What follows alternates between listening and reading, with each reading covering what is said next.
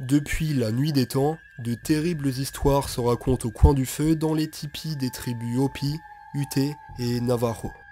Très impliqués dans la transmission de leur culture par voie orale, les peuples amérindiens de l'Amérique de l'Ouest sont les garants de l'histoire originelle du continent américain, bien avant l'arrivée des colons européens au XVIIe siècle.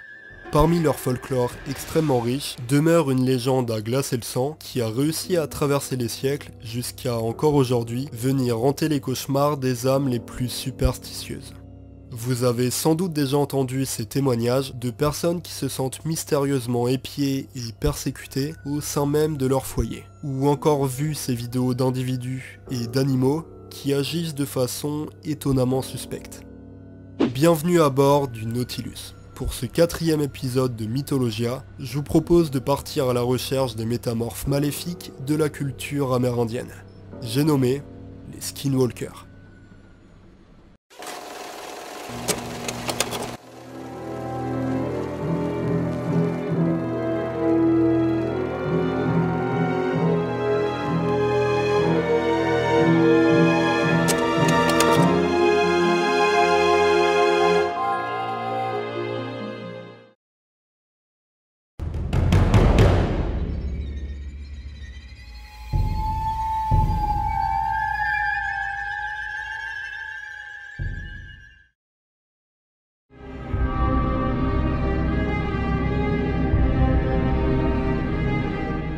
Dans le langage navajo, les Skinwalkers sont appelés Ye-Naldlushi, ce qui se traduit littéralement par ceux qui marchent à quatre pattes. Et on va justement en venir à cette signification juste après, car à l'origine, les Skinwalkers sont bel et bien humains. Dans la société amérindienne, une grande place est dédiée aux rites de guérison. Les individus qui sont capables de les prodiguer occupent bien souvent une place de très haut rang dans la communauté.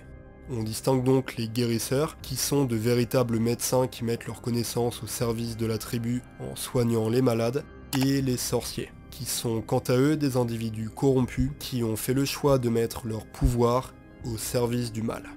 Apprenant simultanément la magie blanche et la magie noire dans l'exercice de leurs fonctions, les sorciers sont donc d'anciens guérisseurs qui ont fait le choix de déserter leur tribu pour obtenir de plus grands pouvoirs en se livrant intégralement à la magie noire.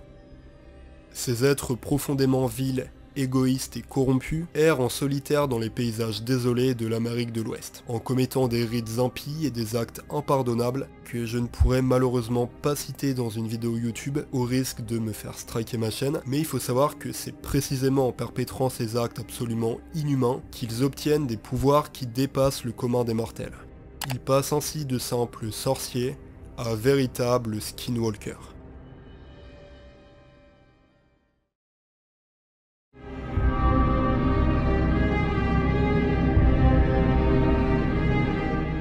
En commettant une série de rites impardonnables pour ancrer dans le sang la corruption de son âme, le Skinwalker échange donc son humanité contre des pouvoirs surnaturels. Les controverses gravitant autour de l'étendue des pouvoirs des Skinwalkers sont nombreuses, mais les anciens des tribus amérindiennes les décrivent le plus souvent comme des sorciers très puissants, capables de se métamorphoser en animaux et en êtres humains, de lire dans les pensées, de manipuler les esprits, ou encore de lancer des malédictions. Bon d'ailleurs, il faut savoir que dans la culture amérindienne, les skinwalkers sont très souvent accusés lorsqu'il arrive des événements tragiques, comme des morts prématurées, des divorces ou simplement des mauvaises récoltes. L'objectif du skinwalker est très simple, répandre la mort et le chaos dans la société humaine. Pour arriver à ses fins, il doit se nourrir physiquement, en pratiquant par exemple le cannibalisme dans les cimetières, mais aussi spirituellement, en drainant l'âme de ses victimes afin de devenir de plus en plus puissant. Pour pouvoir atteindre sa victime, le skinwalker doit s'en approcher et même entrer dans son intimité. La subtilité, c'est qu'il ne peut pas pénétrer dans la demeure de sa victime sans y avoir été formellement invité. Pour ce faire, toute la ruse du skinwalker consiste à se métamorphoser en prenant l'apparence d'un proche ou alors d'un animal sauvage pour duper la victime afin de mieux se rapprocher d'elle.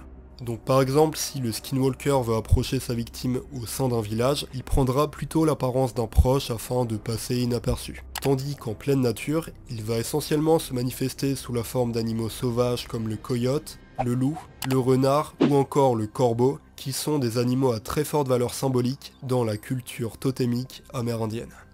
Et il est temps pour une petite anecdote. En anglais, le terme skinwalker signifie littéralement marcheur de peau. Tout ça, ça vient du fait que pour se métamorphoser en animal et donc pour obtenir les caractéristiques physiques qui lui sont associées, le sorcier doit traditionnellement revêtir une peau ou un masque de l'animal en question. Donc typiquement, si le skinwalker veut se métamorphoser en loup, il lui suffit de porter une peau de loup. Si jamais il a envie d'espionner sa victime en étant très discret, il peut très bien utiliser un masque avec des plumes de corbeau pour se métamorphoser en oiseau. Bref, vous avez compris le principe. Du coup, par superstition et pour mieux démasquer les sorciers dans la communauté, les Navajos ont peu à peu abandonné les peaux de loup et autres canidés associés aux skinwalkers pour essentiellement porter des peaux de cerf et de chèvre.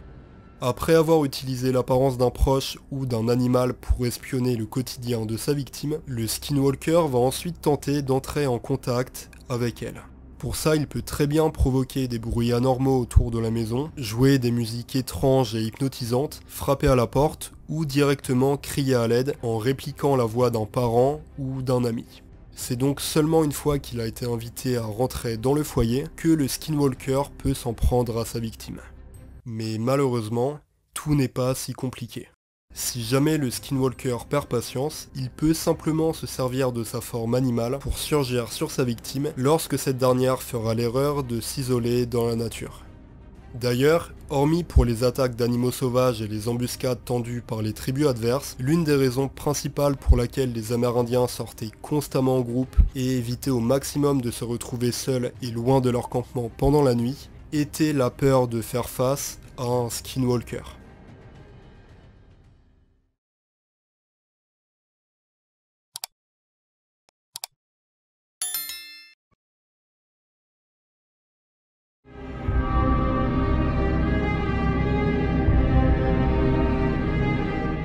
Si la stratégie des skinwalkers paraît bien rodée, sachez qu'il existe toutefois des failles.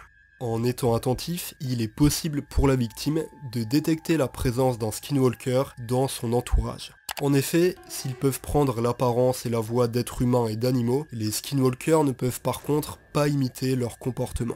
On parle donc d'ours, de loups, d'oiseaux ou de chiens qui adoptent soudainement un comportement anormalement humain. Généralement, c'est donc cette incohérence entre l'apparence et le comportement qui les trahit. Cependant, une fois qu'il a été identifié, le skinwalker est presque impossible à anéantir. L'unique solution pour endiguer le mal serait de faire appel à la magie blanche d'un puissant guérisseur amérindien, ou plus simplement de prononcer à voix haute le nom du skinwalker, ce qui implique toutefois d'avoir connu le sorcier maléfique avant sa mutation. Une fois vaincu, le corps du skinwalker se consumera instantanément. Extrêmement sévère à l'égard des crimes de sorcellerie, la loi amérindienne considérait que les adeptes de magie noire avaient perdu toute humanité et devaient être mis à mort sans autre forme de procès. Et il est temps pour la deuxième petite anecdote. En 1878, après avoir subi de plein fouet l'oppression des Européens et après avoir perdu leurs terres et leur dignité, les Navajos décident de conjurer le mauvais sort en débarrassant leur communauté des fauteurs de troubles.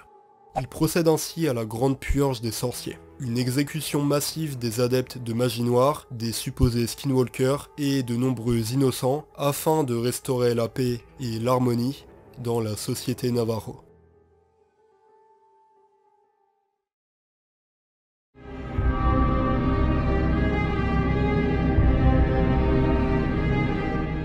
Au cours de la longue et palpitante histoire amérindienne, plusieurs événements témoignent de l'existence des skinwalkers. Lors de leur apogée, ces derniers auraient même fini par se rassembler en sorte d'académie secrète pour mettre en place des cérémonies impies et sacraliser l'obtention de leur pouvoir. C'est notamment ce qu'attestent les ancêtres du fameux Skinwalker Ranch, un corps de ferme perdu au milieu de l'Utah qui est depuis des décennies le centre névralgique de crimes abominables et de nombreux événements paranormaux. Selon les anciens, ces terres seraient maudites depuis qu'un comité de skinwalkers y aurait installé son culte de magie noire des siècles plus tôt.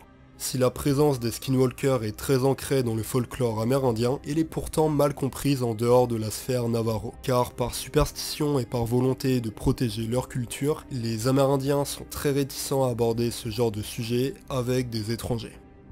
Aujourd'hui, la légende des skinwalkers est assez floue, notamment depuis l'ère d'internet qui la détourne à toutes les sauces. Désormais ancré dans la culture de masse, le phénomène skinwalker fonctionne car il joue sur la paranoïa et sur le fait que n'importe qui pourrait théoriquement côtoyer un skinwalker sans le savoir.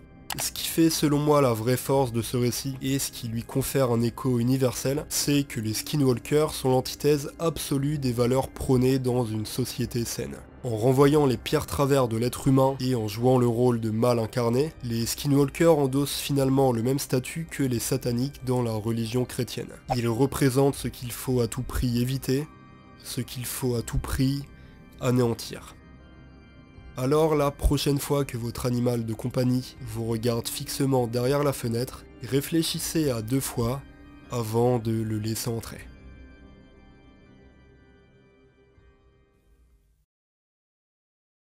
Merci à tous d'avoir regardé ce 4e épisode de Mythologia. Si la vidéo t'a plu, je t'invite évidemment à laisser un petit like et à t'abonner à la chaîne, c'est vraiment la manière la plus simple et la plus gratuite pour récompenser mon travail. A mes yeux, cette vidéo est très particulière parce que c'est de loin le sujet le plus terrifiant sur lequel j'ai eu l'occasion de travailler, mais également car on est sur un sujet qui touche vraiment les limites des thématiques que je m'impose sur la chaîne. Donc voilà, je l'ai expliqué dans mes premières vidéos, mais le but premier du Nautilus, c'est avant tout de parler d'animaux et de formes de vie en dehors des êtres humains. Voilà, encore une fois, évidemment, moi je suis là pour vous proposer du contenu tout simplement, mais naturellement, libre à vous de croire ou non à la théorie du skinwalker. Et c'est vrai que d'un côté, en tant que passionné d'histoire, ça m'a fait vraiment du bien de pouvoir remettre toute cette légende du skinwalker qui est aujourd'hui complètement décrédibilisée sur internet. On a énormément de vidéos fake et du coup c'était vraiment important à mes yeux de remettre ça dans le contexte amérindien, revenir un petit peu aux origines. J'ai essayé de vraiment entre guillemets faire honneur à la culture amérindienne et à cette histoire que je trouve absolument passionnante. C'est une vidéo qui me tenait vraiment à cœur et je suis content d'être allé au bout de ce projet. En tout cas, si t'apprécies mes vidéos, sache que toutes les 2 semaines, j'organise des sondages sur Instagram qui te permettent de voter pour la thématique de la prochaine vidéo. Dernier petit point, puisqu'on parle des réseaux, je tiens vraiment à remercier mon vieux pote Maxence qui est le tout premier donateur sur Tipeee. Donc voilà, j'en parlerai plus dans de prochaines vidéos, mais il faut savoir que j'ai ouvert un compte Tipeee et qu'avec l'argent des donations, j'organiserai littéralement des expéditions en France pour débuter, simplement pour aller filmer la faune directement sur place. Donc voilà, du coup, première donation, merci 1000 fois au frérot Maxence. T'étais à bord du Nautilus, j'espère que t'as passé un très bon voyage, et moi je te dis à dans 2 semaines pour toujours plus d'aventures.